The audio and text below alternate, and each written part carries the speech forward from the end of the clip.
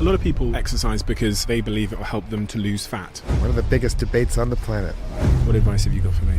So this is not a well-known fact, but Daniel Lieberman. He studies and teaches How humans are supposed to live. Author and professor at Harvard University. Exercise. Disease, sleep, nutrition. He has the answers on all of those things that most of us care about. we evolved to be very physically active, working in the fields, hunting, gathering. But now we live in a world where only 50% of Americans ever exercise, and the rest of the world is headed our way. Cancers, depression, anxiety can attribute that to less physical activity. In fact, women who get 150 minutes of physical activity a week have about 30 to 50% lower breast cancer risks. I mean, it's crazy, right? The problem is that we spend 3% of our medical budget on prevention.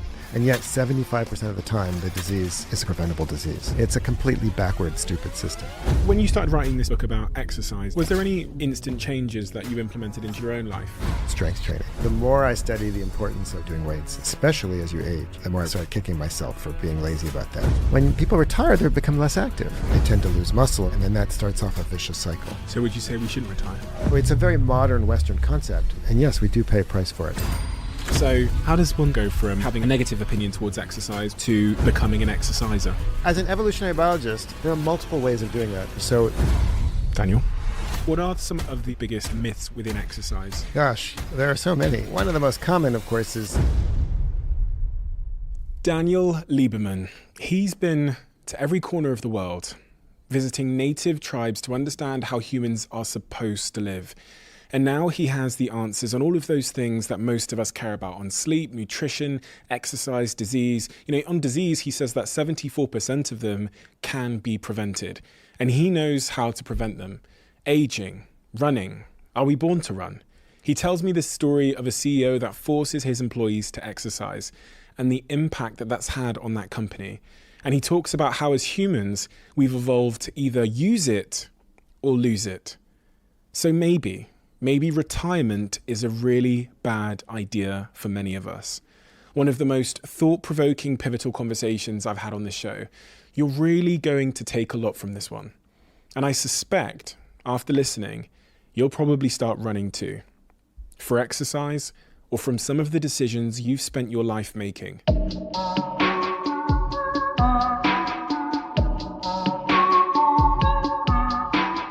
Daniel, your work is so incredibly impressive, reaches such an incredible depth, charters new territory, and it's been an unbelievable, clearly very passion-driven career you had. So my first question for you is, why are you doing this? It's a good question. I started off being obsessed by human evolution. Ever since I was a kid, I was really interested in human evolution, and I spent much of my early career working on skulls and heads and why they are the way they are. And then I kind of got involved in public health and issues of health and disease kind of through the back door. I sort of slowly shifted my research trajectory towards studying the evolution of running and then the evolution of physical activity and its relationship to health and disease. And I've become part of a movement that's often known as evolutionary medicine, which is how to apply evolutionary theory and data to issues of health and disease. Evolutionary medicine. I've never heard that term before, but I love it. Where has your work on evolutionary medicine, let's call it, where has that taken you? Where has it taken you to learn, to research, to study?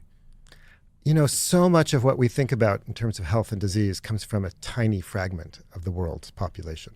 Almost entirely, like 90% of all the medical information comes from people from the United States, Canada, Europe, and Australia. So in order to study how bodies really work and how our bodies evolved to be, you have to leave places like Boston, where I live, and go to places like Africa or Mexico or wherever to look at other populations and look at how those populations are transitioning to lifestyles like mine. And so we've been working in Kenya for the last 15 years or so. And I've traveled to some other parts of the world as well, India, to kind of collect some data, but mostly in Africa.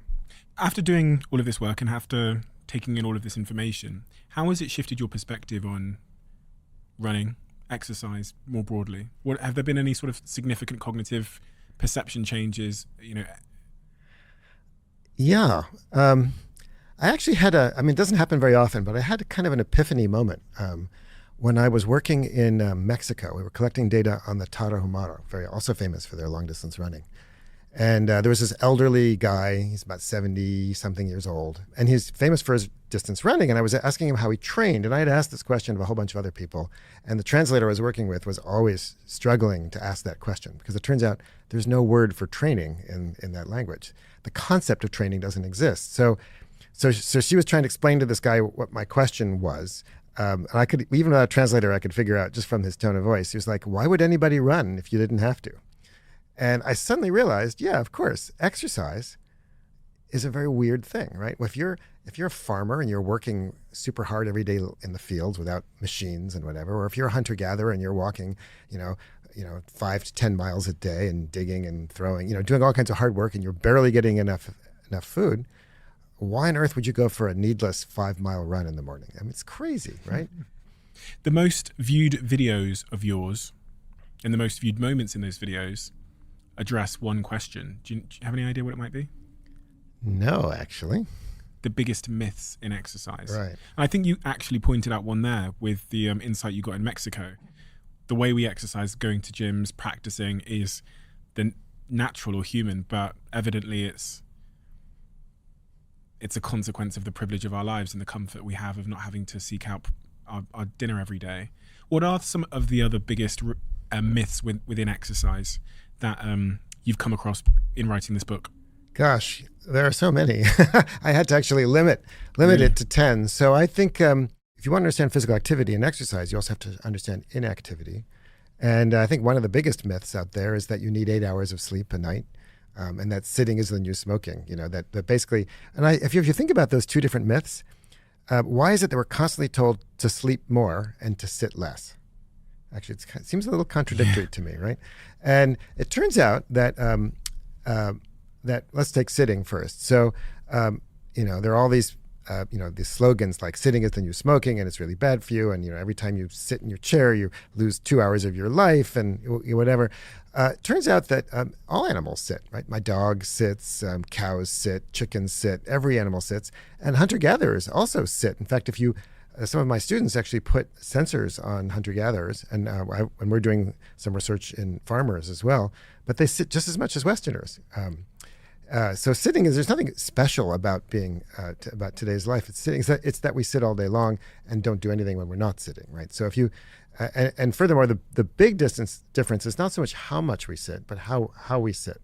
So it turns out that people who, if you get up every once in a while, right, interrupted sitting is actually much more healthy than non-interrupted sitting for the same amount of time. So in other words, two people might, in the West, people sit for an average about 40 minutes at about, whereas hunter-gatherers, for example, or farmers in Africa where we work, get up every about 10, 15 minutes. And when you do that, you actually, it's like turning on the engine of your car. You drive it around the block. You're turning on all kinds of cellular mechanisms. You lower blood sugar levels. All kinds of genes get activated. And it turns out that is by far the most important way to sit. So just get up every once in a while. Just pee frequently, make a cup of tea, pet your dog, whatever. Thinking when I'm on planes and I've got a long flight. Yeah, I always sit in the aisle, right? So I can get up a lot, always. Yeah. And what about sleep then? So sleep is another interesting one. So this idea that that you need 8 hours of sleep has been around for a long time. It's been around basically since the Industrial Revolution. But if you actually, so colleagues in my field, so in evolutionary medicine, have put sensors on people who don't have all the things that we're told have destroyed sleep. So think about it. We're told that TV and lights and our phones and all these things are preventing us from sleeping. Edison destroyed sleep, right? So when you put sensors on people who don't have any electricity and they don't have TVs and they don't have phones and they don't have any of these gadgetry, right? Electricity. It turns out they sleep like 6 to 7 hours a night, and they don't nap. So this idea that natural human beings sleep 8 hours a night is just nonsense. It's just not true. And furthermore, when you start looking at the data, 7 hours. If you graph sort of how many hours a night you sleep on the x-axis and sort of some outcome like cardiovascular disease or just how likely you are to die. It's kind of a U-shaped curve. So people who don't get much sleep are in trouble. But the bottom of that curve is pretty much always about 7 hours. So people actually do better if they sleep 7 hours rather than 8 hours. And yet we're told that if you don't sleep 8 hours, there's something wrong, right? Oh, so you can oversleep. Well, yeah. I mean, there's also some complexity to this too, because of course people who are ill might be sleeping more, and so there's some biases that creep into how you analyze the data. But basically, it turns out that 7 is for most people optimal. But there's a lot of variation, right? Teenagers sleep more, older people sleep less. It's complicated. One of the things that popular in culture as well is this idea of doing 10,000 steps a day. Yeah, now that's fun. That started because of a Japanese pedometer. But right before the Olympics were in Tokyo in the 60s, they had invented the pedometer, and they were sitting in a boardroom, and they were discussing what to call the pedometer. And they picked out of the blue, they picked 10,000 steps because that's apparently an auspicious number, and it sounded about right. There was no science behind it. Interestingly, it turns out it's pretty good. If you look at steps per day and health outcomes, your average hunter-gatherer walks between 10 to 18,000 steps, depends on male, female, etc. And if you look at steps per day and outcomes, about around 7 to 8,000 steps, the curve kind of bottoms out. Right? There doesn't seem to be a huge advantage to taking more than that per day in terms of large epidemiological studies. So it turns out to be not that bad a goal, but it's not a perfect number like a lot of things, right? It's just it's a reasonable goal to shoot for. When you started writing this book about exercise and running and all these subject matters, was there any instant changes or any real lasting changes that you implemented into your own life from everything you'd learnt? I think about that all the time with this podcast. I'll have a guest on, I'll have these mini eureka moments, and then something will stick. So I'm wondering, having studied all of these people all around the world and looked at their bodies and exercise and physical exertion, what have you taken into your own life that has stuck? I would say that I've become more serious about doing some strength training. I've always loved walking and running and endurance kinds of activities, and I've always sort of hated doing weights. I just don't like it. And I'm a wimp, I'm not a very strong person. And, people tend to do what they like, right? You get reinforcement from it.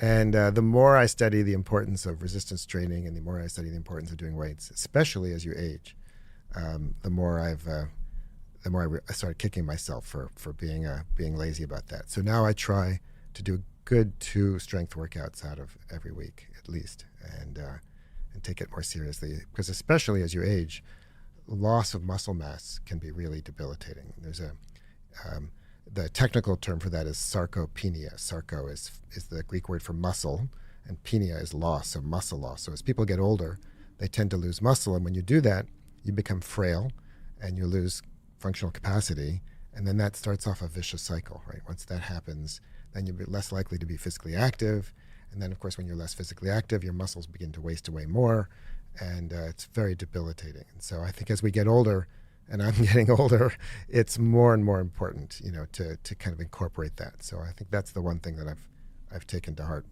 Yeah, from what you said there, it sounds like not doing resistance training, not lifting weights as you age, almost accelerates aging in any sort of superficial sense, but also in a physiological sense, you're increasing the speed of aging.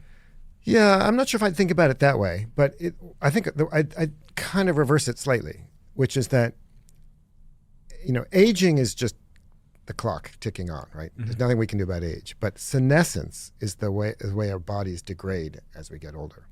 And what physical activity does, actually maybe the most important thing about physical activity, is that it slows senescence, especially for certain organs and systems. And there are different kinds of physical activities. So there's endurance physical activities, like running, walking, etc., swimming, and then strength or resistance physical activities. And they have different kinds of ways in which they slow various properties of senescence, which we, colloquially call aging.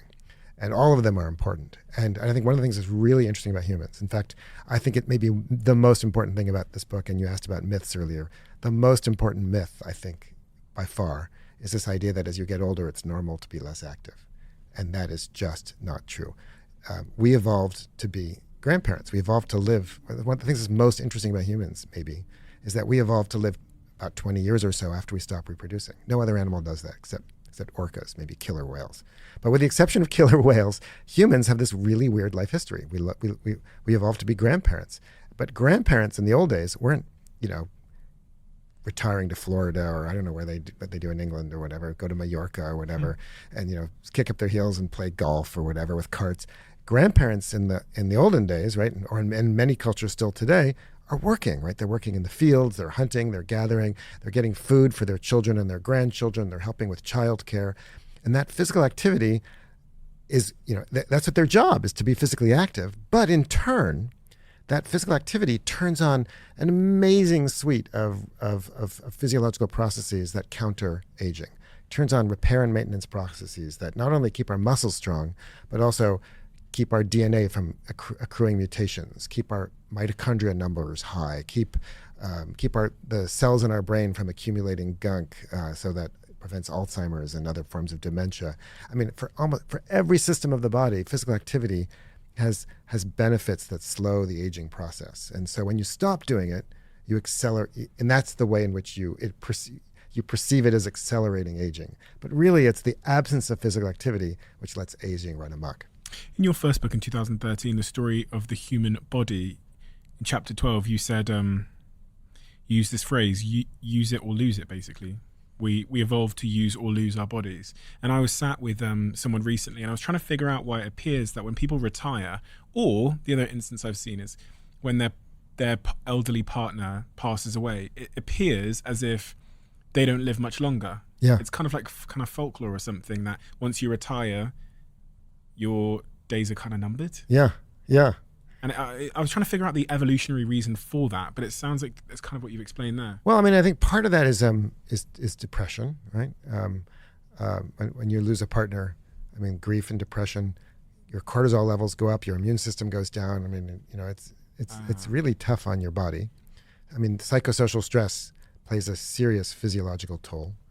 But also, as you just pointed out, when people retire, they become less active, and that loss of activity has enormous effects on every aspect of our body. I mean, and our minds. I mean, physical activity is important not just for physical health, but also vital for mental health. And I think a lot of the problems that a lot of mental health issues we have today, depression, anxiety, some of them, to some extent, we can attribute that to less physical activity. And as people age, becoming less physically active, again, makes them much more vulnerable to a wide suite of diseases. So would you say we shouldn't retire? Or if you do retire, I mean, retiring is, again, another modern weird thing, right? Nobody retired in the past. I mean, if you're a farmer, it's like a subsistence farmer, and name it, any place, right? It's not like suddenly you hit 65 and all of a sudden you no longer have to work in the fields. You work in the fields until you're dead, right? And hunter-gatherers don't retire. They continue to be physically active until they die, right? Or until they get too sick. So it's a very modern Western concept, and yes, we do pay a price for it. But you, of course, can replace, work that you do with challenging, rewarding, fun things to do. The important thing is just not to stop being physically active. One of my favorite studies ever published, without a doubt, is a study done by a guy named Ralph Paffenbarger. He realized that places like Harvard are fantastic for studying aging, because Harvard, like other private universities, never lets go of their alumni. So until the day you die, they're asking you for money on a regular basis. and so he got the Alumni Association, the Harvard Development Office, to let him follow a series of Harvard alumni from several years and can keep asking them questions about their physical activity levels and also their diet and whether they smoked and stuff like that. And then he tracked them for 25, 30 years. And what he found was that the alumni, after you corrected for every factor you could think of, that as the alumni got older, the effect of physical activity on their health outcomes was bigger and bigger. So alumni who were in their 20s, 30s, and 40s, for example, who were exercising 4 or 5 times a week, they had about 20% lower death rates. By the time they got to their 60s and 70s, the alumni who were exercising more had 50% lower death rates. So as you get older, and this has been replicated again many times, but what he showed was that as you get older, exercise becomes more, not less important for maintaining your health. Been thinking a lot about this because I was saying to Jack, my dad is 60-ish, but he's very, very out of shape. Very, very out of shape. And I was in Indonesia, and I was with my girlfriend, and we were going whitewater rafting. So we had to go down this really big hill with all these stairs. It was like 300 meters of stairs. And I remember just thinking, my dad wouldn't be able to do this at his age at 60, and I want to be able to go down those stairs when I'm his age, because at the bottom of there was a fun activity with someone I loved. And to think that I'll get to a point in my life where, not so far away in the grand scheme of things, where I won't be able to go up or down some stairs because I'm 60, because of my sort of genetic predisposition, as I saw it, was quite sad. But having heard you say that, it really feels much more like a choice than it is genetics. Yeah, look, we have this expression in my field, which is that genes load the gun and environment pulls the trigger, right? Some of us have genetic predispositions towards being, more likely to get diabetes or heart disease or this or that or the other. But our great-great-great-grandparents in different environments weren't getting these diseases, or they were getting them at much, much, much lower frequencies. It's not because they were dying earlier. It's because these diseases were less common. So I think we too often blame our genes for many of these diseases, or many of these health problems. And I'm not in any way denying the role of genetics, but that environment is way more important. And we have control over our environment to some extent. And so if you want to reduce your risk of cardiovascular disease, reduce your risk of diabetes, reduce your risk of Alzheimer's, dementia, exercise isn't a magic bullet. It's not going to prevent you from getting those diseases completely, but it lowers your risk quite substantially. And we know why, too. I mean, we have an immense amount of data on why that's the case. For every single one of these diseases, we understand the mechanisms by which physical activity has important mechanistic effects on these diseases. So there's epidemiological data, there's mechanistic data, there's personal data. The problem is that it's hard to do, right? It takes willpower to overcome the inertia of doing what's completely normal, which is wanting to take it easy, right? I just flew yesterday from Denver to Boston, and in the airport, there are these escalators right next to the stairway, right? And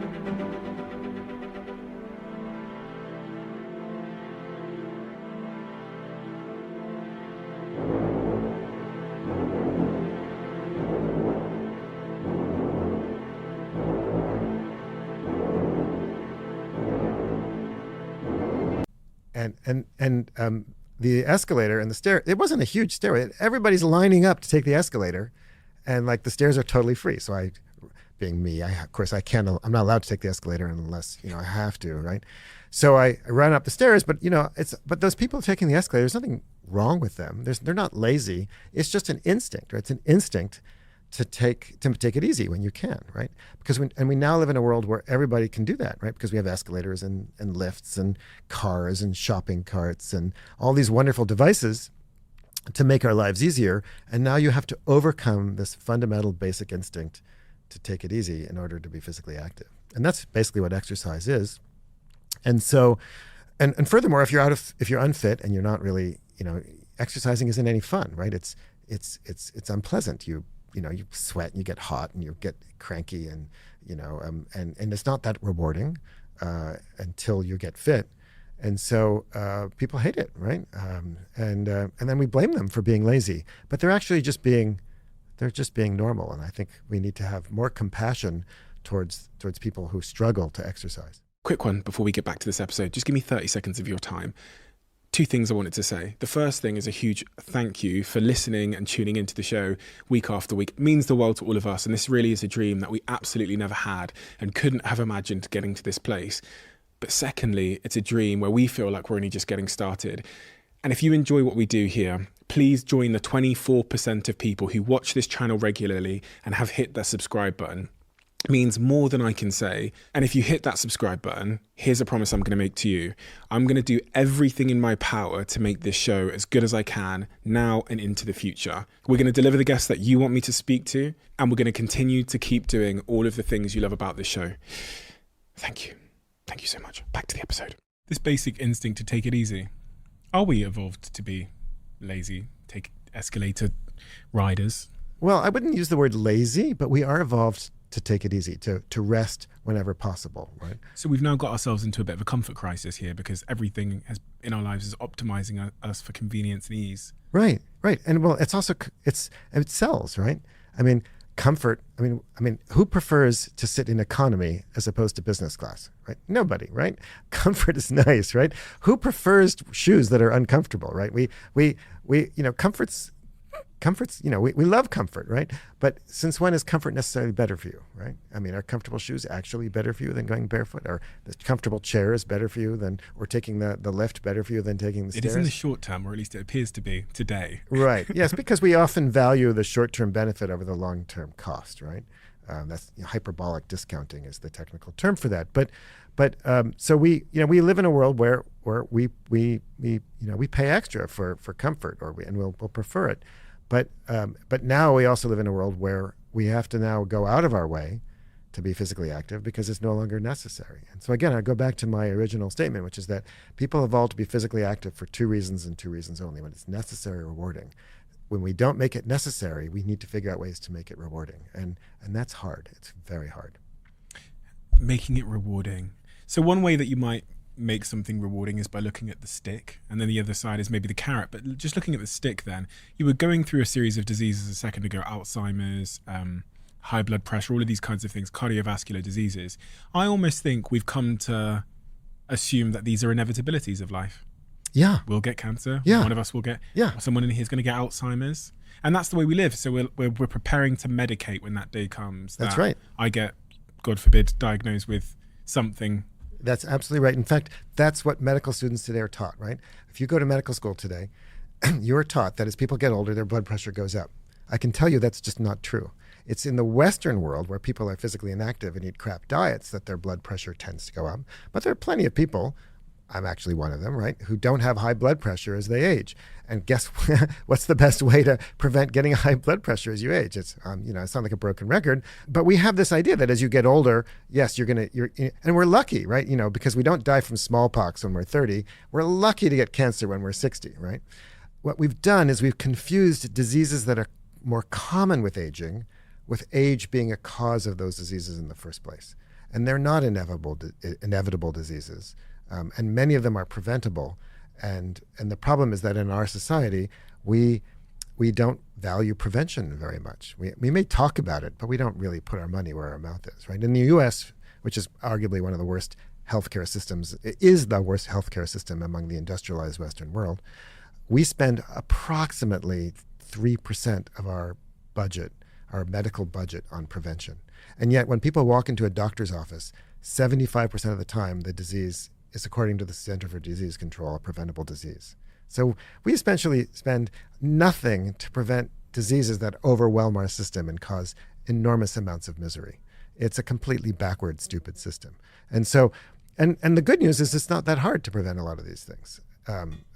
It takes willpower and takes education, and it takes access to good quality food and whatever. So on the one hand, it's very depressing. On the other hand, the optimist in me says, we really can do something. And people, even if they're not wealthy or whatever, there are simple things that everybody can do to improve their health outcomes. These diseases we encounter today as we age, and just generally in our society, when you look at hunter-gatherer communities, or you look at certain tribes around the world, maybe in Africa, do you see the same types of diseases in the same level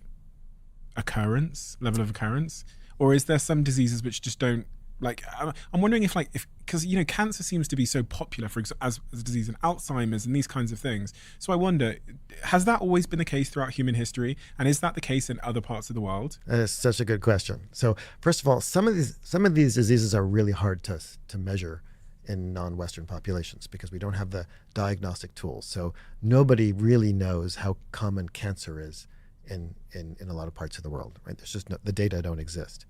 That said, when you make estimates and you do look at the studies that are out there, and even if you look in historical records in places like Europe where people have been keeping track of this, there is no question that cancer rates have been rising and that cancer rates are much, much more common in the Western world. There's a strong association between cancer and wealth. And that's because cancer is basically a disease of energy, right? When your cells, because cancer is basically natural selection gone awry in the body. It's when cells start competing with each other in ways that cause basically and start going multiplying and dividing out of control, right? It's a kind of natural selection. And what is it that those cells are doing? They're competing for energy. And when you have more energy, like when you're eating more and being less physically active, you basically feed those cells. So high levels of insulin. Insulin is highly related to cancer. High insulin levels are carcinogenic. High levels of energy cause women, for example, to increase the amount of estrogen and progesterone that they produce. Men produce more testosterone. These are hormones that, of course, are good for reproduction. But again, we evolved to have as many babies as possible, right? But that doesn't mean that translates into health, right? So more estrogen, more progesterone increases risks of, say, breast cancer. More testosterone increases the risk of prostate cancer. So if you look at most diseases, right, people are more physically active. They have lower levels of estrogen, progesterone, testosterone. They have lower levels of insulin. They have lower levels of blood sugar. All of these depress cancer rates. And on average, people who are physically active have much lower rates of almost every single kind of cancer that you can think of. Women who walk 150, get 150 minutes of physical activity a week have, on average, about 30 to 50% lower lifetime breast cancer risks than people who are sedentary. And yet, for some reason, this is not a well-known fact.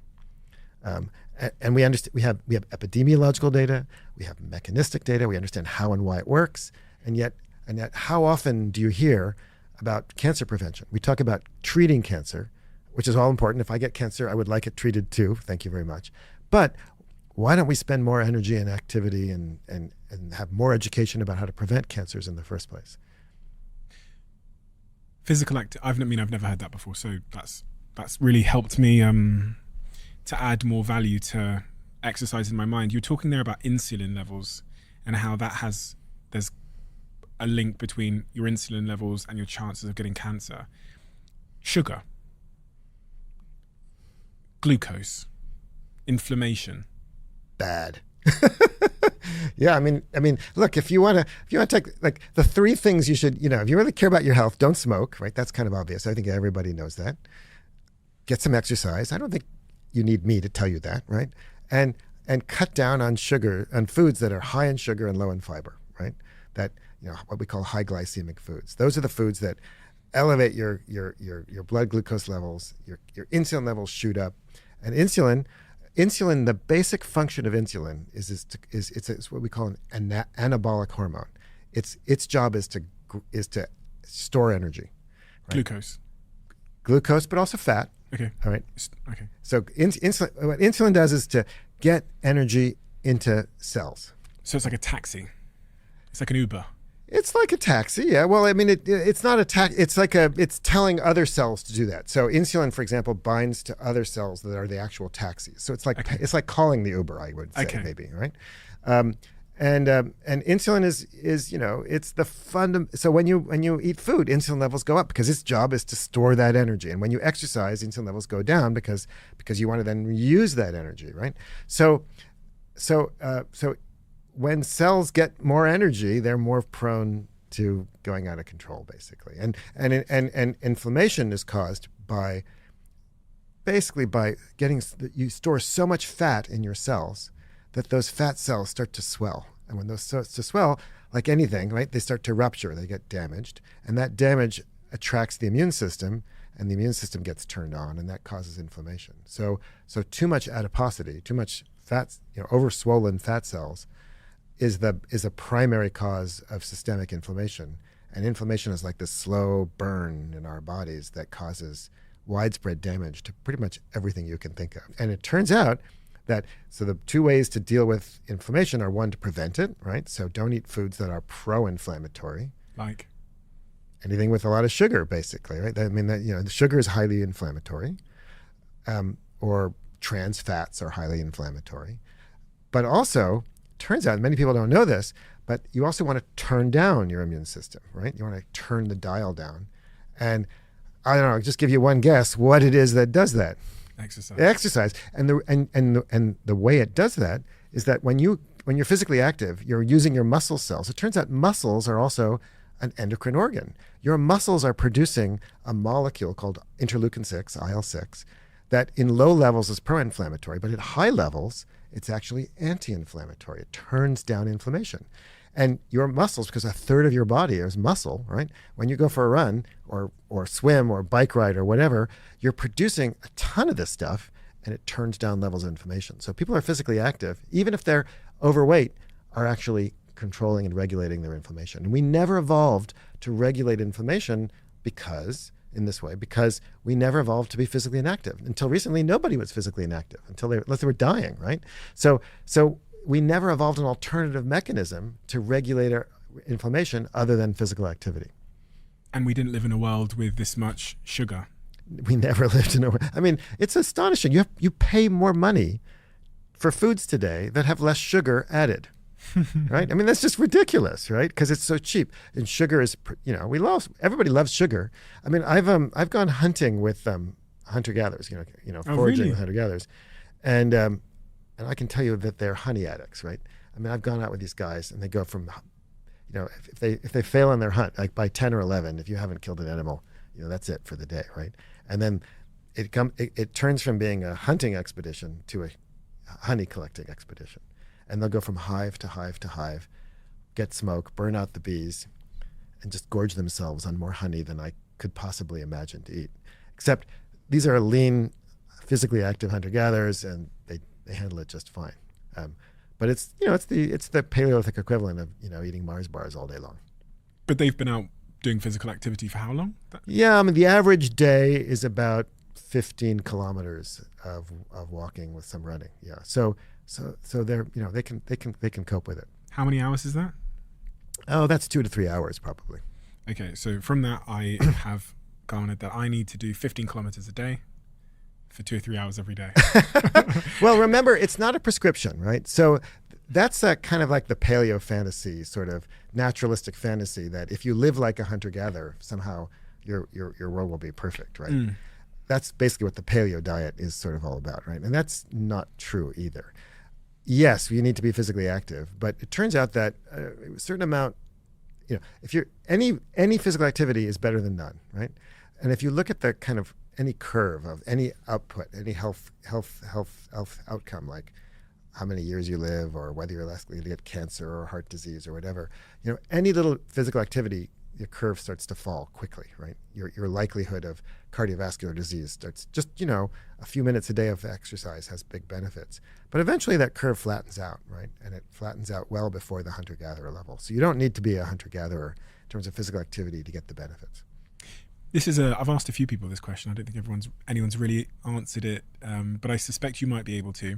If you were responsible for redesigning the nature of our modern world to make it more matched and less mismatched, what are some of the first things you would do to help society benefit in terms of our happiness and our health?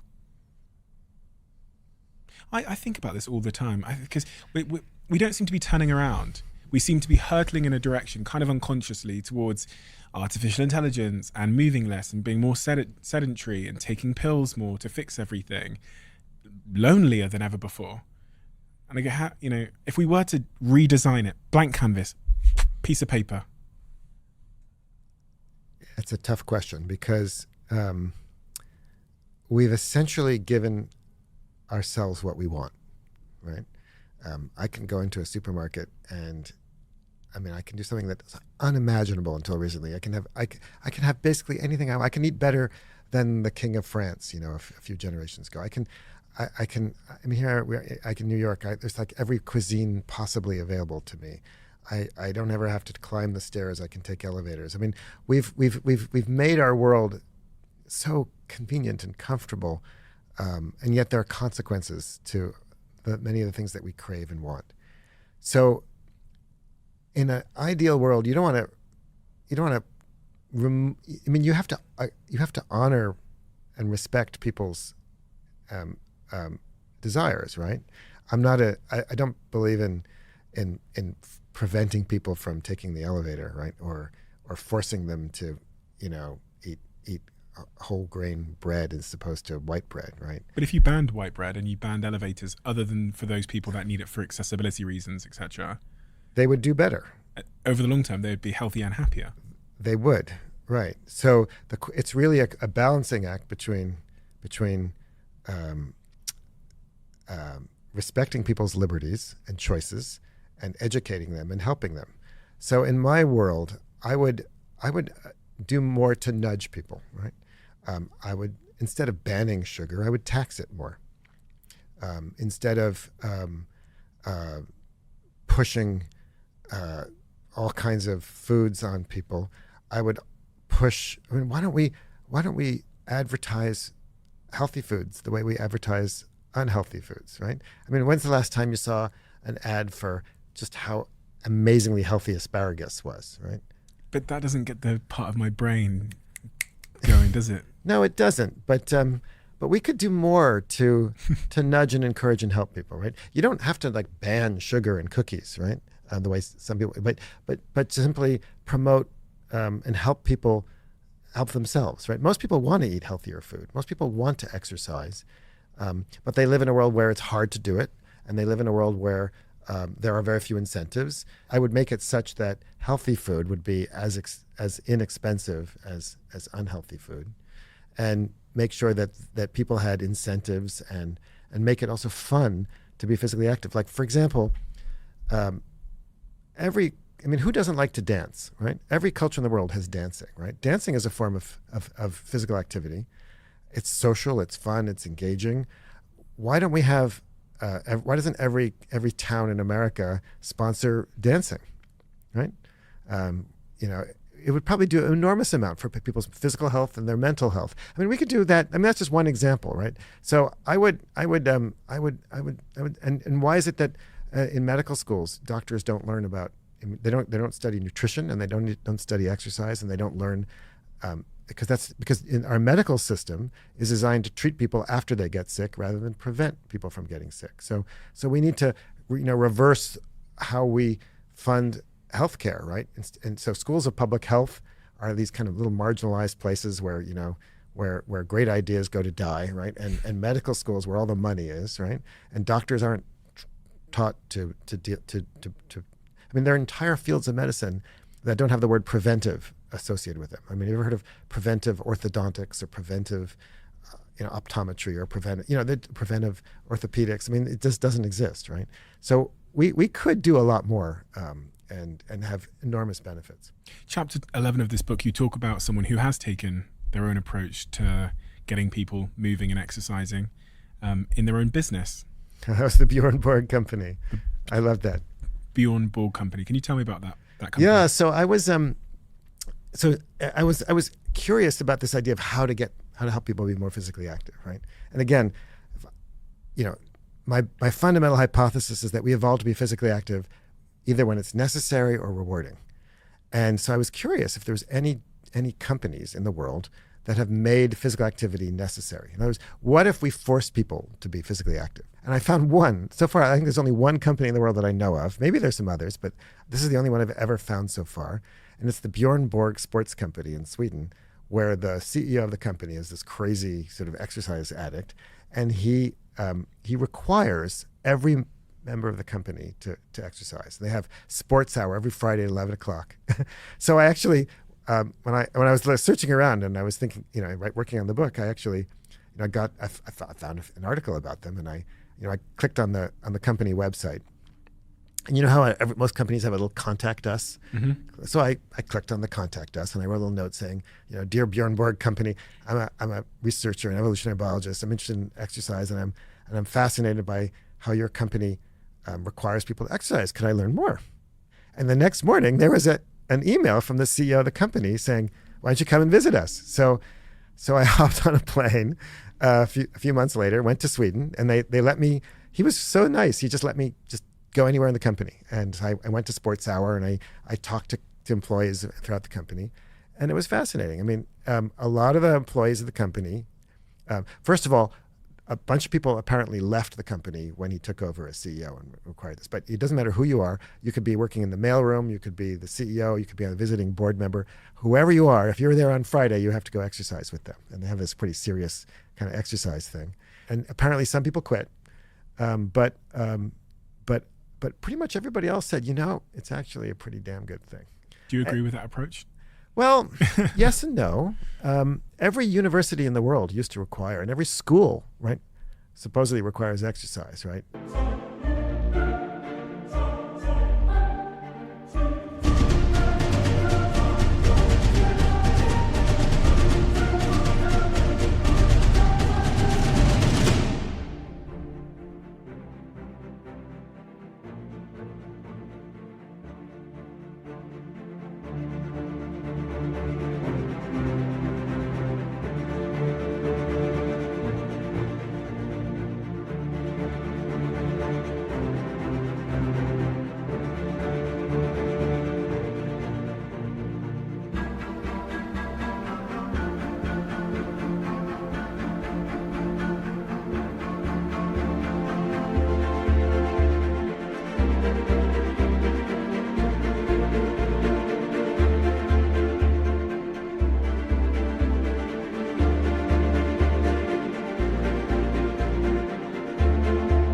Sure you had physical exercise, some kind of phys ed required in your school.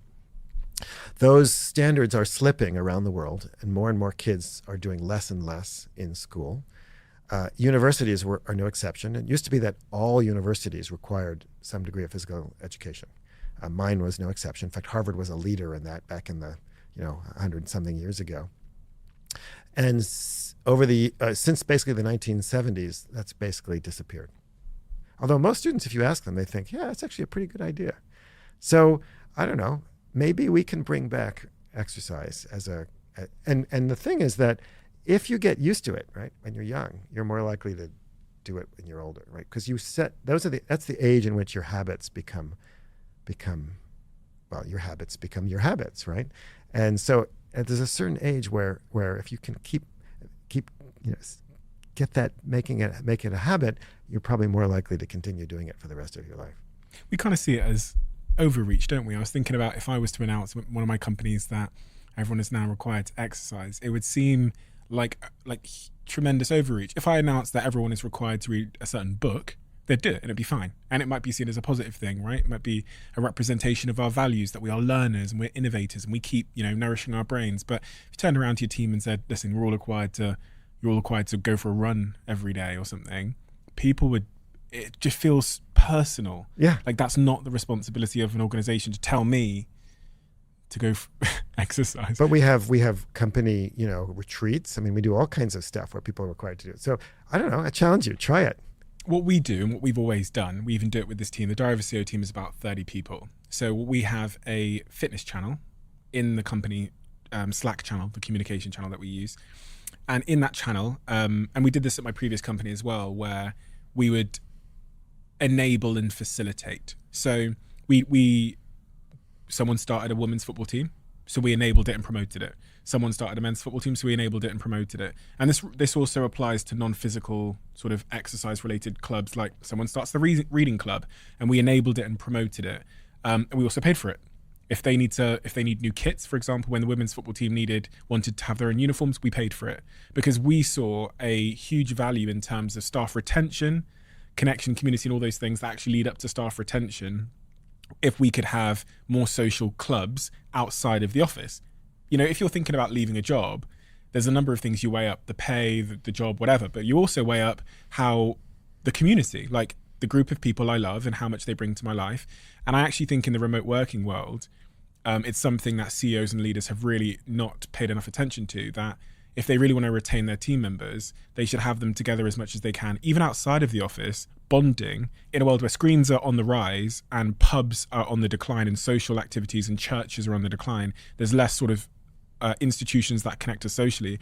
Work has a big opportunity to do that. So one of my big things always in my head is like, how can I get the team members of my companies to hang out more?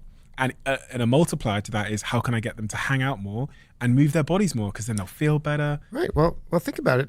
It's play, right? Play, yeah, exactly. And I mean, and play is another thing we evolved to do, right? What kids play, and we're one of the few species that plays as adults, right? And what is play? Play is a way in which you learn cooperation, you build community, but you also move your body, right? In the first chapter of your book, you say that you went to visit the Native American tribe, and I'm going to try and pronounce this, the Tarahumara. Tarahumara. And they're famous for their long running. Yes. What did you learn about running from them? Well, they have been famous for well over 100 years. I mean, many people have gone to study the Tarahumara and have commented on their amazing ability to run. But what I really learned from them is that for them, physical activity is spiritual. There's this book, Born to Run, that describes their running and calls them a hidden tribe of super athletes. They're not hidden, and they're not super athletes. And the one thing that the book missed was that the main impetus for the running, they do these famous long distance races, is that it's a form of prayer. It's really very beautiful, and it's a metaphor for life, and it's also an opportunity to bet in sports and all that. It's all wrapped into one, and what I've learned was that this actually used to be almost universal among Native American populations, right? Native American tribes. Everybody had long distance races and ball games, and they all had a spiritual element. It's just that they've retained their traditions because they're in a very remote part of Mexico that's essentially inaccessible. We all used to do this. All humans used to do this. And in fact, if you look around the world, every population has a tradition of endurance events. Some of the subject matter you talk about in your book, but also outside of your book, is how we used to run. In terms of, I was at the foot doctor. What's it called? I don't know what they're called. Podiatrist. That's what I said. But podiatrist. What did I say? But I went to the podiatrist the other day because I got this. What's it called when you're? I'm going to point at it on my foot. This part of my foot here started to get lots of pain. Plantar fasciitis. That's it. Plantar fasciitis. I started to get some plantar fasciitis. That's so fun. And it was just this ongoing pain. And they prescribed me some insoles. I stood on a couple of machines, some soft stuff, and they measured my foot and took this scan of it and said, right, basically you're standing wrong. Your arch is a bit too flat. Take these insoles and wear them in all of your shoes. And I always think in these moments when someone prescribes me something that's not natural, I go,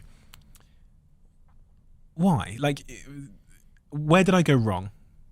And I think that's the key question. Where did I go wrong? Who lied to me?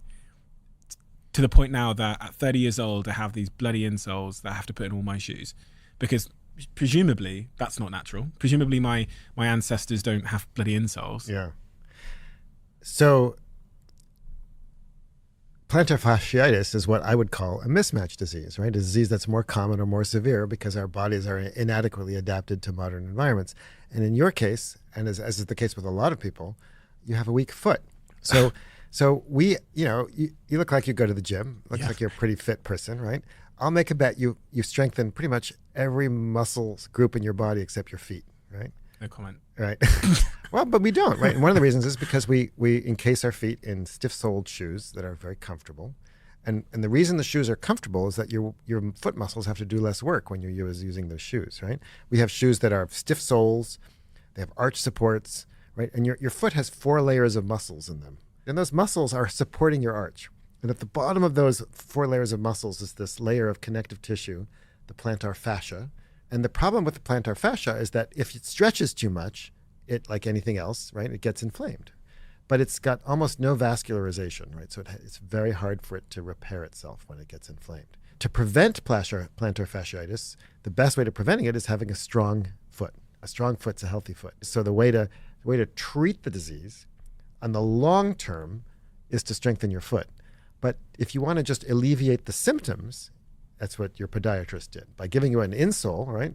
It's basically preventing your arch from collapsing as much, making it more comfortable so your plantar fascia gets stressed less, and so it can kind of alleviates that stretching and hence the pain, right?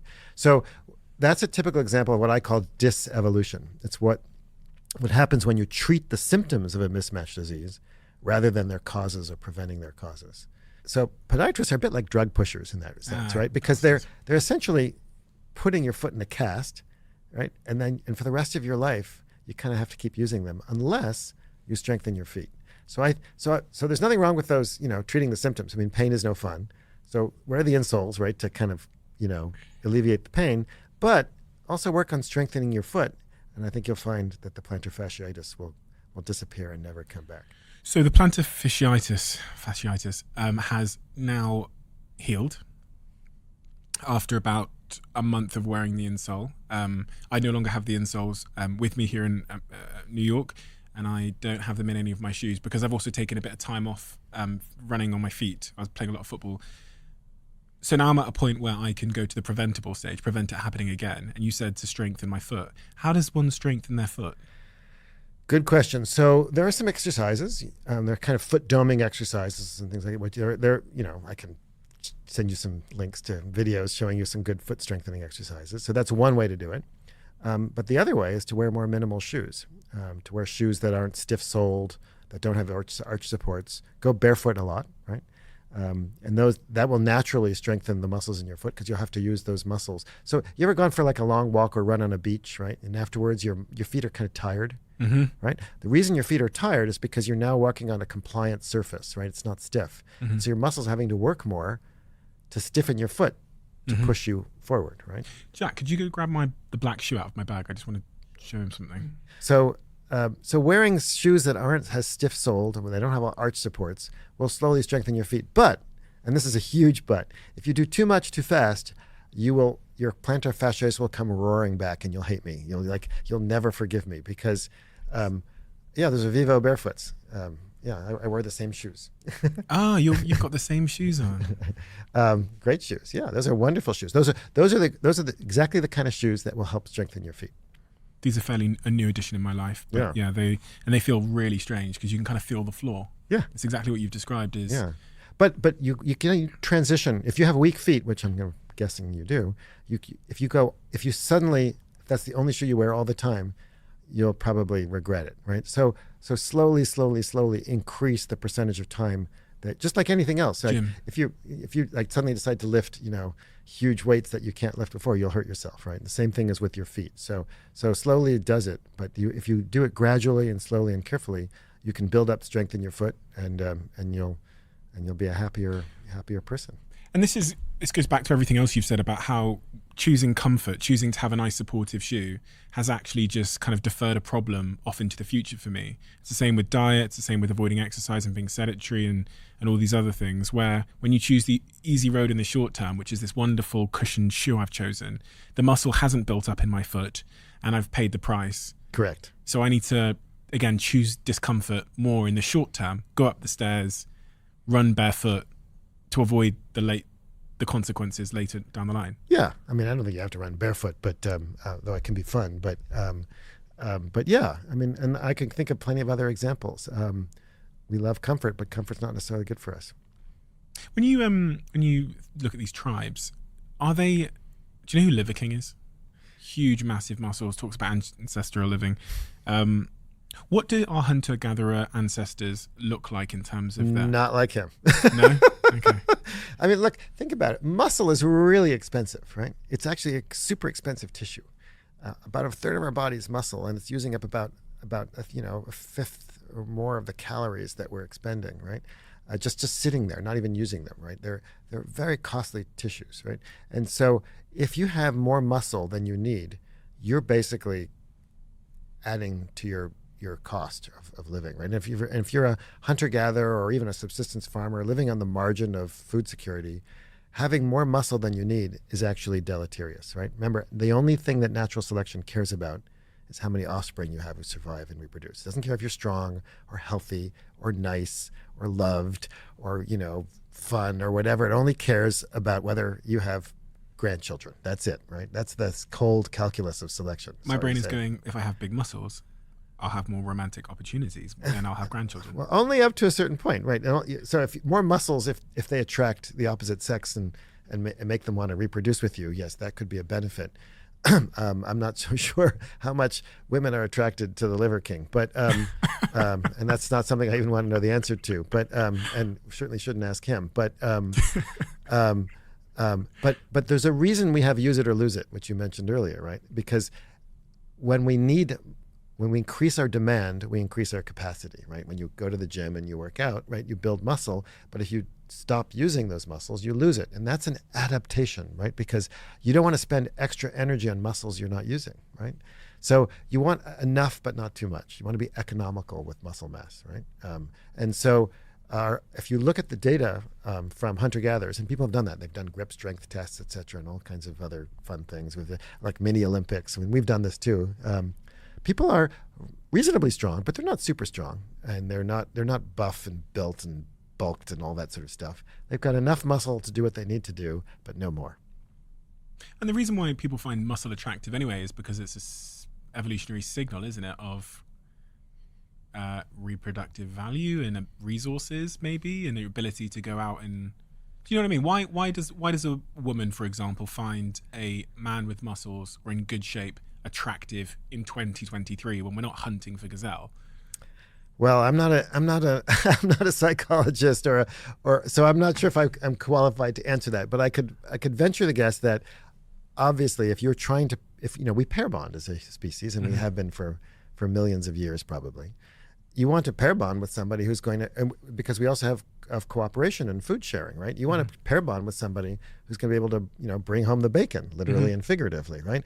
But bringing home the bacon does not mean looking like Arnold Schwarzenegger, at least back in the day. Arnold Schwarzenegger back in the day, right? Bringing home the bacon back in the day meant being a persistence hunter, being able to run long distances and being moderately strong. So they looked more like a marathoner or a football player than they did a weightlifter, right? So it's conceivable that someone who is really, really big is actually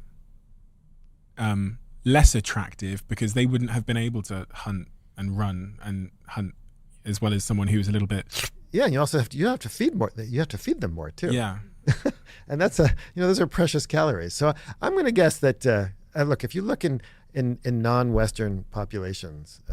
You don't see physiques like that. This is a privilege of people who are able to go to gyms and eat whey powder shakes and all that kind of stuff to kind of build their crazy muscle mass. But it's not something that our ancestors were able to do on a regular basis. That's for sure. A quick word on Huel. As you know, they're a sponsor of this podcast, and I'm an investor in the company. One of the things I've never really explained is how I came to have a relationship with Huel. One day in the office many years ago, a guy walked past called Michael, and he was wearing a Huel t-shirt. And I was really compelled by the logo. I just thought from a design aesthetic point of view, it was really interesting. And I asked him what that word meant and why he was wearing that t-shirt. And he said, it's this brand called Huel, and they make food that is nutritionally complete and very, very convenient and has the planet in mind. And he, the next day, dropped off a little bottle of Huel on my desk. And from that day onwards, I completely got it, because I'm someone that cares tremendously about having a nutritionally complete diet. But sometimes, because of the way my life is, that falls by the wayside. So if there was a really convenient, reliable, trustworthy way for me to be nutritionally complete in an affordable way, I was all ears, especially if it's a way that is conscious of the planet. Give it a chance. Give it a shot. Let me know what you think. There's another myth that you bust, which I thought was really interesting, because I know a lot of people that have used this as a reason not to run. They say it's really bad for your knees. Oh man, that gets me so mad, right? I mean, I hear this from doctors all the time, right?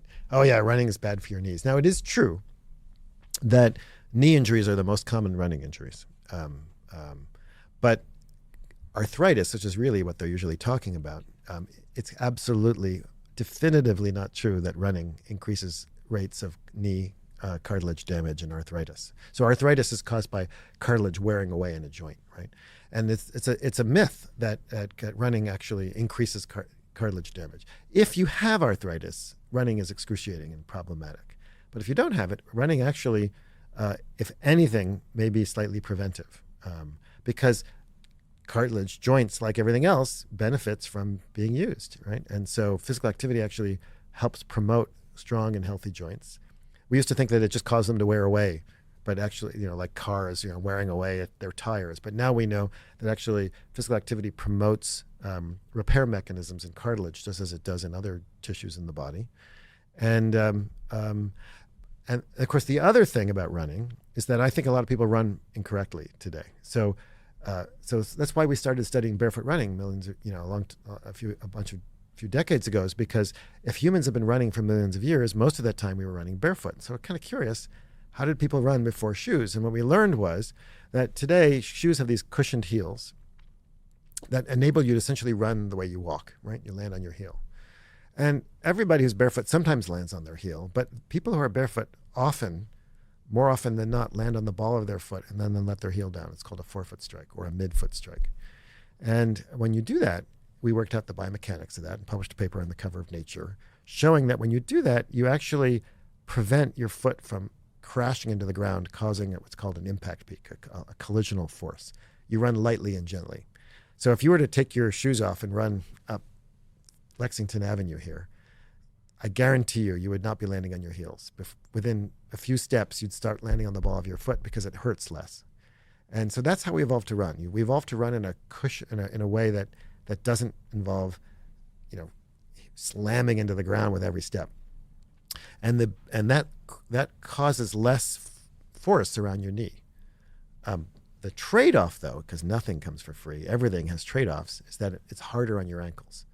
Your calf muscles and your Achilles have to do now a lot more work to let your heel down.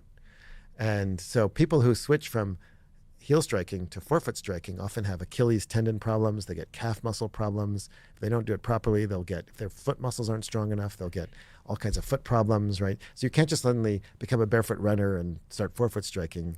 If you're going to switch, you have to switch gradually and slowly and build up strength and learn to do it properly.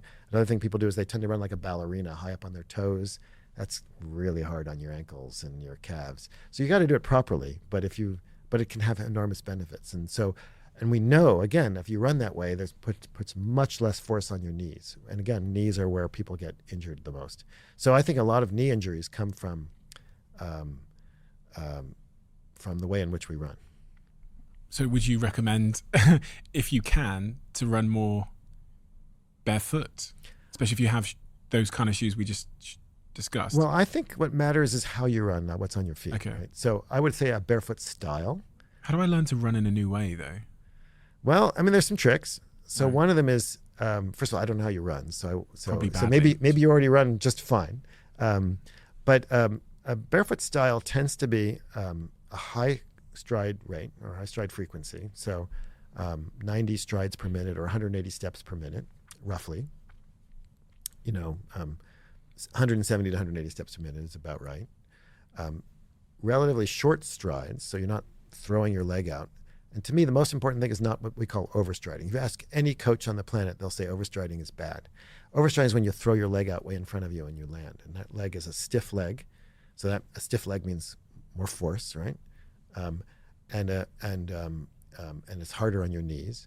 And so a good runner lands with their shank, with their tibia vertical. So their ankle is below their knee. When you do that, pretty much everything will work out properly, right? It'll mean that you won't land hard on your heel. It'll mean that your leg will be acting like an excellent spring. You won't produce a lot of braking force. To me, I think the most important skill in running is not to overstride. So I actually tell them, so don't worry about how you're going to hit the ground. Just worry about your overstride. If you solve your overstride, you're more likely to run well. What do you think's what's the best kind of sort of cardiovascular exercise for?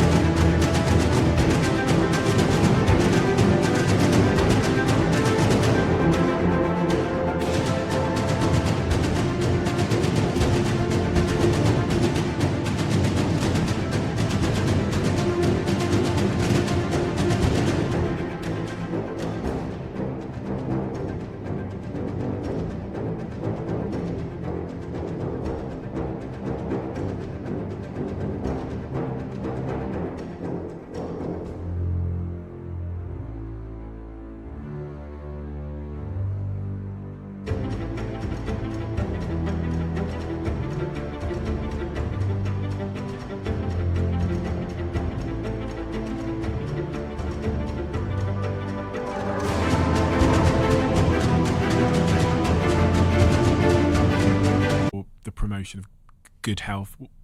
Because I've been doing some CrossFit stuff, I've been doing some HIIT workouts.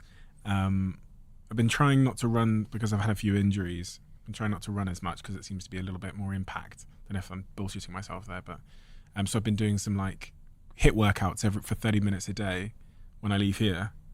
Well, you hit works every single day. Pretty much every day at the moment. We track it with a group of friends we have. There's 10 of us in a WhatsApp group. Whoever does the least workouts every month is evicted. And there's a raffle. So there's a raffle yesterday on the 1st. Was it the 1st yesterday? Yeah. For a new member. And we do that every month. And we've done it for 3.5 years. That's great. I've been in there. I was the first ever member. So I've been in there for 3.5 years. Well, I think, the best exercise is the one you like doing. But is there one that's like better? I think you got to mix it up. There is no one perfect exercise, right? I mean, I think what you do sounds actually pretty good, right? You got a mixture of low, slow intensity, some high intensity. You want to have some strength training. You want to have some cardio. I mean, we never evolved to do one thing, and our bodies are too complex to benefit from just one thing. Mixing it up is the obvious way to go, right? I think the bedrock for any kind of physical, you ask anybody, right? Cardio is the bedrock of exercise, right? It promotes the most health benefits, right? It's good for you're burning energy. It's good for your cardiovascular system. It's good for controlling inflammation. But there are different kinds of cardio, in high intensity versus low intensity, and there's also strength training, right? Which is also important. So there's no. Look, we've tried to medicalize exercise, right? Yeah, it's like there's a proper dose, right? Take this pill, this many milligrams, this many times per week, right? Exercise, it doesn't work that way. There is no optimal dose. Everybody's different. It depends on, are you more worried about heart disease or Alzheimer's or diabetes or depression, or are you previously injured? Are you fit? Are you unfit? It's impossible to prescribe exercise in this kind of medicalized way. It doesn't work. A lot of people exercise because they believe it will help them to lose fat.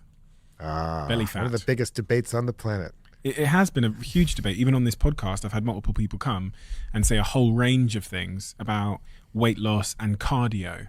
And I'm I don't know what to believe anymore. Well, anybody who isn't confused doesn't understand what's going on, right?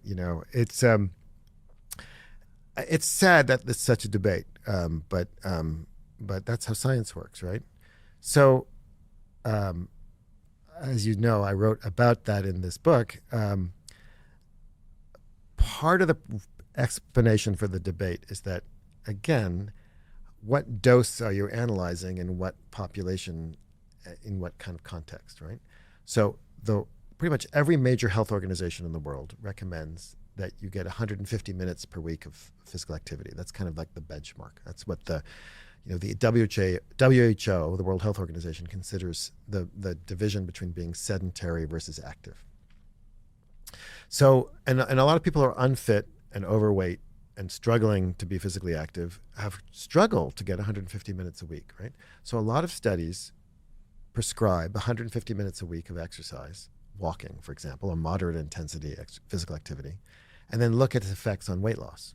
And guess what? When you walk 150 minutes a week, which is 20 minutes a day of walking, which is about a mile a day, you're not going to lose much weight. You're basically burning about 50 calories a day doing that, right? That's a piddling amount of calories compared to drinking a glass of orange juice, right? So surprise, surprise, those kinds of studies show that those doses of physical activity are not very effective for weight loss.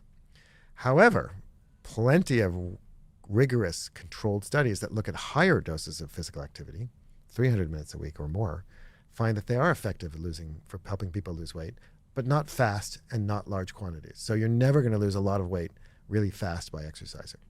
It's just not going to happen. Because, a cheeseburger has 800, 900 calories. You have to run, 15 kilometers to lose that, to burn the same number of calories. You're going to be hungry afterwards too, so you're going to make some of that back. You have compensation. So physical activity is actually, there's just no way around it. You have to be a flat earther not to argue this way. But physical activity can help you lose weight, but it's not going to help you lose a lot of weight fast and not at the low doses that often are prescribed. But the one thing that we do agree on, and I think would not be controversial, is that physical activity is really important for helping people prevent themselves from gaining weight or after a diet from regaining weight. And there are many, many studies which show this. One of my favorite was a study that was done in Boston on policemen. Policemen are kind of have a reputation for, having too many donuts and being overweight, right? And Boston is no exception. So they did this great study at Boston University, right across the river, where they got a bunch of policemen on a diet, a really severe diet. The policemen all lost weight, but some of the policemen had to diet and exercise. Some just dieted alone. And as you might imagine, the ones who dieted plus exercise lost a little bit more weight, not a lot, just a little. And then they tracked them for months afterwards, because most people after a diet, the weight comes just crashing back, right? The policemen who kept exercising, even after the diet was over and they went back to eating whatever the hell they wanted, donuts, whatever, they're the ones who kept the weight off. But the ones who didn't exercise, whoosh, the weight came crashing back. Another good example would be have you ever seen the TV show The Biggest Loser? Yes, where people go on and lose weight. Yeah, so there's a crazy show, right? These people, this is like totally unhealthy. They were confined to a ranch in Malibu, and these people lost ridiculous amounts of weight. A guy named Kevin Hall at the National Institute of Health studied them for years afterwards and looked at, and most of them regained a lot of the weight that they lost. And there was one person on the show who did not, and that was the person who kept exercising. And that's just yet more, one data point. But there's lots and lots of evidence to show that physical activity, what its other important benefit when it comes to weight is preventing weight gain or weight regain. When we talk about dieting, we talk about exercise or diet. Like, why is it an or? I mean, why isn't it exercise and diet? Diet is, of course, the bedrock for weight loss. But exercise also plays an important role and should be part of the mix. On the police example and the Biggest Loser example, I can relate in the sense that when I exercise, when I go through the moments of my life where I'm most committed to exercise, I'm also most committed to my diet. Yeah. Because if I go to the gym, I will not then leave the gym and have a donut or a pizza. Absolutely not. It seems like wasting the effort. So if you look at the sort of correlation between the moments in my life where I eat healthiest, they're also the moments in my life where I'm most focused on the gym. And I noticed there was a couple of months ago, I had a bit of a motivation slump, managed to stay in our little WhatsApp group, but coasted down the bottom of the leaderboard for a couple of months on just like surviving every month by one. And through those moments, my motivation in the gym had gone down and my diet had gone down. The minute I managed to get in the gym and do a big workout, the same day my diet came back. Yeah, of course, right. And they co-vary, right? And that's one of the reasons why when people do big studies of what you can look at what people die of, right? What's on the death certificate? Cancer, heart disease, whatever, heart attack. And then you look at what caused the cancer, what caused the heart disease. When people try to do that, it's almost impossible to separate diet and exercise, because people who tend to eat better also tend to exercise more. They're both, in our modern upside down, topsy-turvy world, they're both markers of privilege. People have money to go to the gym, also have money to buy healthy foods. And people who care about their physical activity also tend to care about their diet. So at that level, they're very hard to separate. However, if you're studying a particular component of a system in a randomized controls trial in a lab, you can separate them out. And so we know that they have independent and also interactive effects. What is the most important thing we haven't talked about, Daniel? I think the most important thing is that we need to be compassionate towards each other. I mean, there's so much shaming and blaming and prescriptions and, the reason I entitled the book Exercised is that we make people feel exercised about exercise. We make them feel uncomfortable and unconfident and shamed. And here you and I are having this conversation, but I can tell that you take, I know I've listened to enough of your podcast. You care about your health and you care about diet, you care about exercise. And people may look at you and think, gosh, I wish I was like him, but it's just not me. I'm not there, right?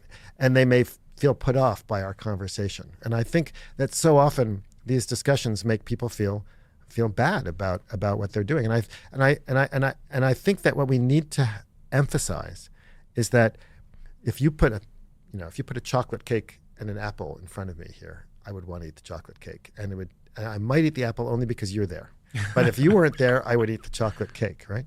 And when I'm in my building at Harvard, my office is on the 5th floor of this old Victorian building. Every single day, I want to take the elevator, and the only reason I take the stairs is that if anybody catches me in the elevator, I'll be a hypocrite. It's not that I don't want to take the elevator. I do want to take the elevator, right? I guess you guys say lift, right? And we make people feel bad for taking the elevator, right? They shouldn't feel bad. It's an instinct. And so I think we have to figure out ways to help people without shaming them and without blaming them and without bragging and whatever, talking about the marathon they ran or this, that, or the other. Make them feel less uncomfortable about the topic and realize that you don't have to swim the English Channel or run a marathon or, join your WhatsApp group and do crazy HIIT workouts every day. By the way, you don't need to do HIIT workouts every day to get the benefit. Instead, just taking the stairs in your building every day. And, anything is better than nothing, and you'll get benefits from that. And I hope that that's the message that needs to get out. Right? Anything is better than nothing. And if you can get started on that pathway, then it'll eventually become self-rewarding. And that leads me to the other topic that we didn't talk about, which is that the reward system of physical activity. You and I, if we go for, I'm really looking forward to my run tomorrow morning in the park. I love running Central Park. It's one of the best places in the world to run, right? A fantastic view from the top, and it's just gorgeous, right? But when I run Central Park tomorrow, I'm going to get a big dopamine hit. My body's going to produce all this dopamine, which is the molecule that says, do that again, right? It's a reward. Gamblers get dopamine hits, right? People who eat chocolate cake get a dopamine hit, right? But if I were unfit and overweight, I wouldn't get that dopamine hit. And so when people start exercising, they don't get the reward that people who are fit and accustomed to doing it get. And then they're made to feel bad, like, you didn't enjoy your run around Central Park? Well, it takes months, if not years, before you actually get that reward. And Really? Yeah, because just like being overweight causes you to become insensitive to insulin, you become insensitive to all kinds of other hormones and neurotransmitters, and dopamine is one of them. So it's not an instant benefit, right? It's hard. And so we need to be compassionate again towards people who are struggling to become fit and struggling to get the reward. And also, if you're overweight and you run around Central Park, it's like if I were carrying weights and running around Central Park, it'd be much harder, right? It's challenging. And so once you get into that state, it's hard to get back to the state of activity. And so we need as a society to help those folks rather than judge them. Those folks that are struggling, and I was one of those folks that were struggling for many, many years. I would say to myself every year, pretty much all of my adult life, that this was going to be the year that I'd get fit. I'd try all of these various different, fad exercise things, buy all this stuff. I announced in 2017 that I was going to work out every single day, and that lasted for 6 months, and then I yo-yoed back out of that. It never stuck with me until 2020, and I've been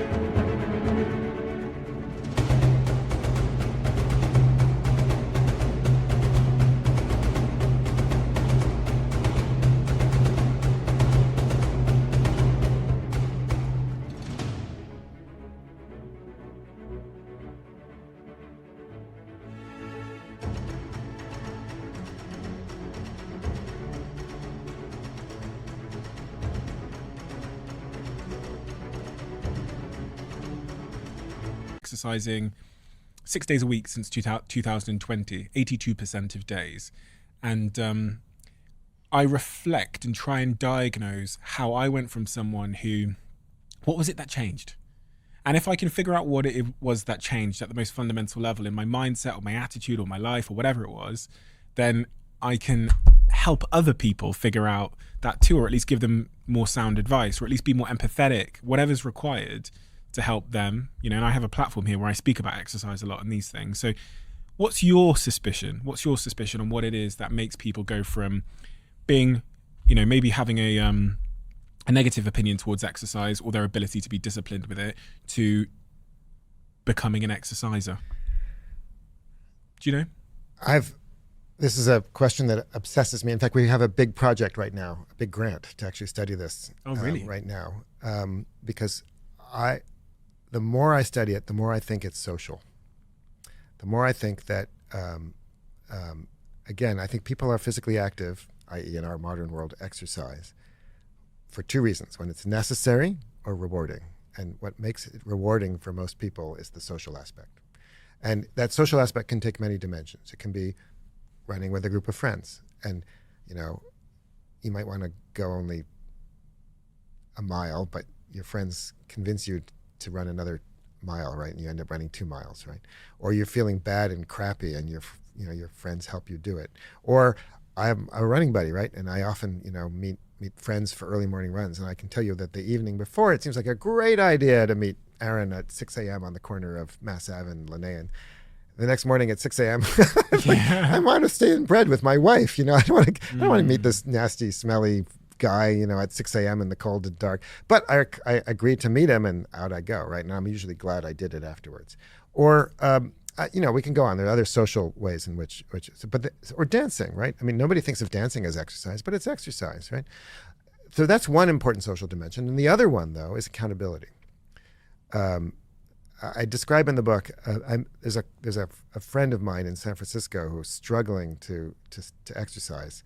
So she signed up for a program. It's this company called Stick.com. I don't know if you've run across it, where it's a commitment contract where you send like $1,000 to them and they keep it in a bank account. They probably invest it and make a lot of money on it too. Yeah, of course. But you set up a referee and you agree that I'm going to not smoke or this or that or the other, or in this case, exercise. And if you don't do it, and your referee is, keeping track of what you do, you get to choose something negative. So in her case, her husband is her referee, and if she doesn't walk, I can't remember what, but every day she has to walk a certain number of miles.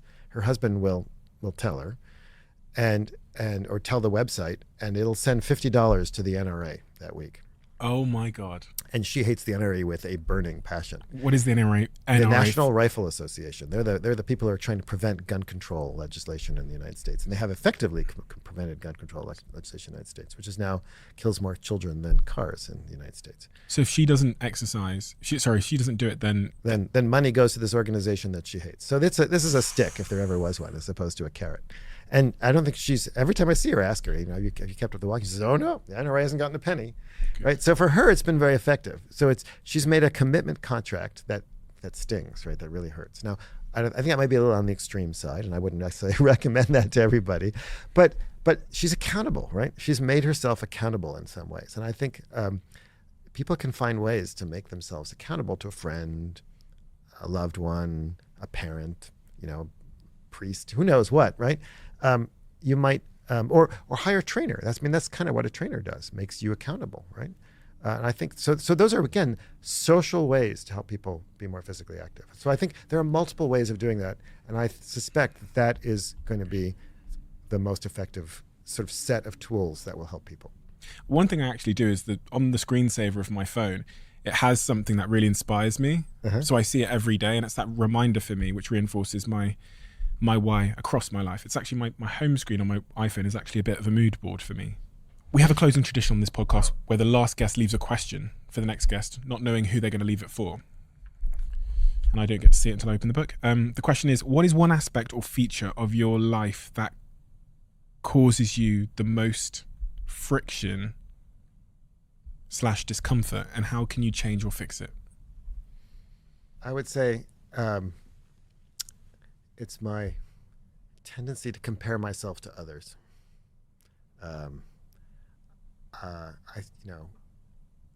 Life is short, life is precious. We're all experiments of one, and when I think about when I engage in that, so and so has such and such, that's a really bad habit. That's a really bad trait. It never leads anywhere good. It only leads towards either I think about how I have more of something than somebody else. That leads to I think, unhealthy feelings of pride or feelings of jealousy.